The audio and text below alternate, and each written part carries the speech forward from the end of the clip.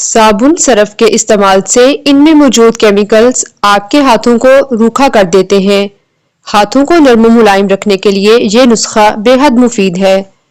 3 کھانے کے چمچ زیتون کا تیل، 2 کھانے کا چمچ چینی کسی بوتل میں ڈال کر دونوں چیزوں کو اچھی طرح مکس کر کے محفوظ کر لیں۔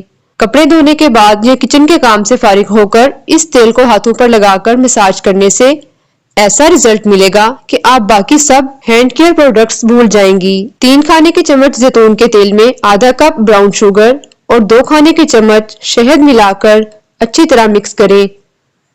پھر اس مکسچر کو پاؤں پہ لگا کر 5 سے 7 منٹ مساج کرنے کے بعد پانی سے دھو لیں۔ اس عمل کو ہفتے میں کم از کم 2 بار دہرائیں۔ مسلسل استعمال سے آپ کے پاؤں نرم و ملائم اور خوبصورت ہو جائیں گے۔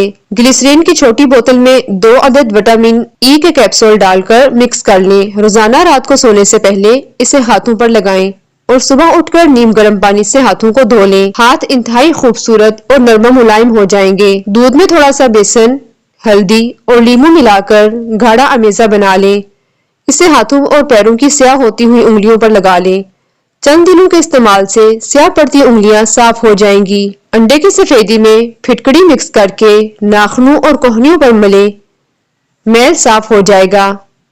سخت اور کھردرے ہاتھ نرم و ملائم کرنے کے لیے پیٹرولیم جیلی میں کاربالک ایسڈ ملا کر مساج کریں۔ 1 انڈے کی زردی میں آدھا کپ روغن بادام مکس کر لیں۔ پھر اس میں 1 چمچ ارکے گلاب، آدھا چمچ ٹنکچر اور 1 لیموں کا رس ملا کر پھینٹ لیں۔